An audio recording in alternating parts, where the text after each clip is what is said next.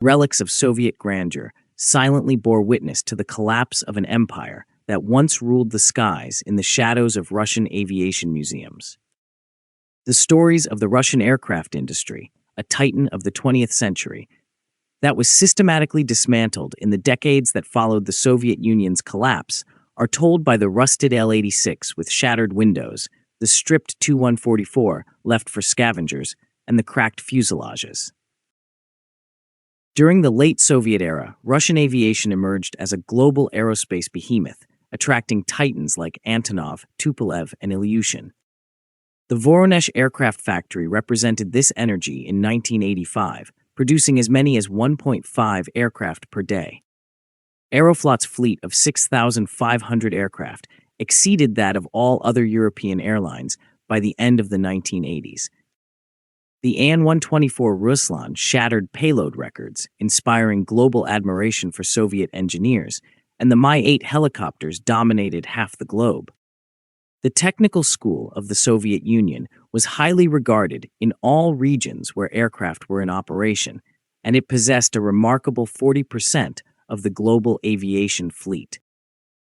In the early 1990s, the disintegration started when liberal reformers, led by Boris Yeltsin and his close circle, including Anatoly Chubais and Yegor Gaidar, implemented shock reforms that catastrophically affected Russia's high-tech sectors.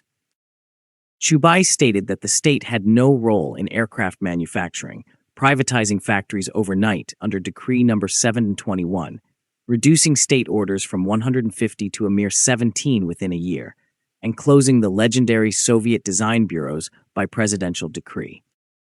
The core of an 80-year-old industry was removed to facilitate accelerated capitalization. In the interim, the retired engineers were compelled to survive on minimum wage as the younger generation transitioned to retail and other lowly occupations. The annual production of aircraft dropped from 150 to a mere 7 by 1999. New Tu-204s, which were virtually unsold, rusted in aircraft yards and were discarded due to their unfinished engines, which were not refined. Valery Okulov, the director of Aeroflot and Yeltsin's son-in-law, was at the forefront of this orchestration. He defended the mass purchase of second-hand Boeing airplanes by making snide remarks about the inefficiency of Soviet aircraft, while also being accused of hindering domestic alternatives for personal or political gain.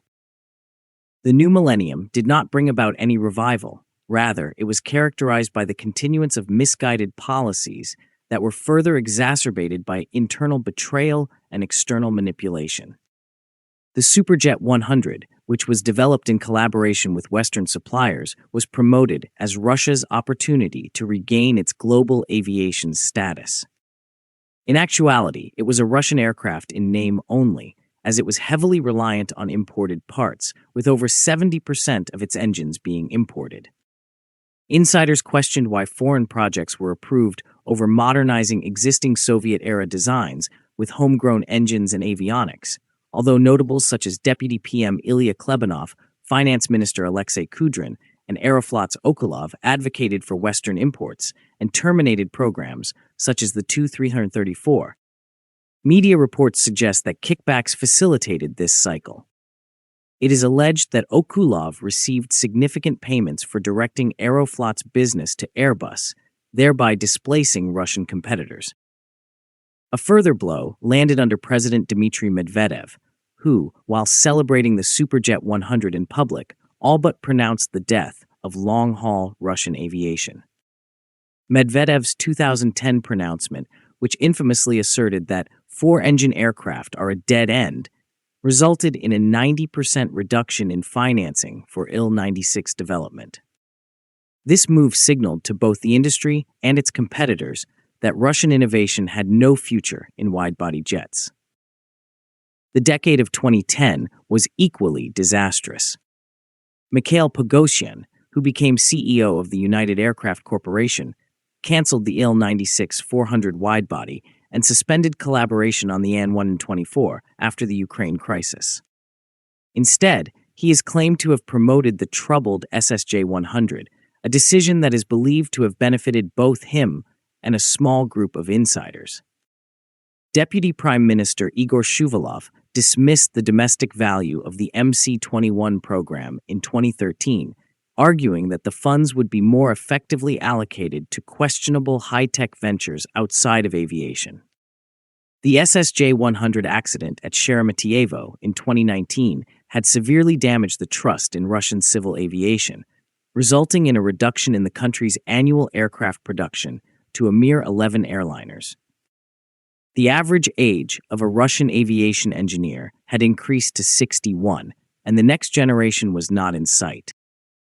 The Russian state is currently making a belated attempt to revive the Tu-14 and MC-21 programs in response to the pressure of Western sanctions. The country has lost 3 decades of progress, as plant directors mournfully proclaim that vital tools and young specialists are nowhere to be found, and factory floors stand half empty. The perpetrators are evident to industry veterans: Chubais, who looted the industry for a pittance; Okulov and Vitaly Savelyev, who consistently prioritized Western aircraft purchases for unclear or self-enriching reasons; Medvedev and Pogosyan, who slashed domestic development and bet on projects with foreign dependency; and a generation of liberal reformers who trusted the mythical market more than their nation's talents. Nevertheless, it would be overly simplistic to assign sole responsibility to these figures. Decades of misguided privatization, inertia, incompetence, and the pursuit of fast profits over strategic development doomed Russia's aviation industry. The deeper wound is systemic, as the bureaucracy prioritized surface-level modernization and personal gain over the strategic legacy established by Novozhilov, Tupolev, and their Soviet peers, despite the allure of blaming traitors and villains. On the desks of surviving legends, amid the silence of deserted workshops, lie the blueprints for the Il-114 yellow aircraft. The current production of a small number of Tu-214S MC-21s and re-engineered SSJ-100s provides a glimmer of optimism. However, their success is constrained by the obstacles that have been established over the course of 30 years of neglect. Stalin, Khrushchev, and Brezhnev constructed the once proud Russian Aviation Academy, which continues to endure, albeit battered. However, its burial is a tragedy that was not caused by fate, but rather by deliberate decisions, broken trust, and a faith in imported progress. For now, all that remains are shattered wings and silent airfields. If you like this video, please like, share, and subscribe. Also, please take our channel membership, which is very affordable, to encourage us.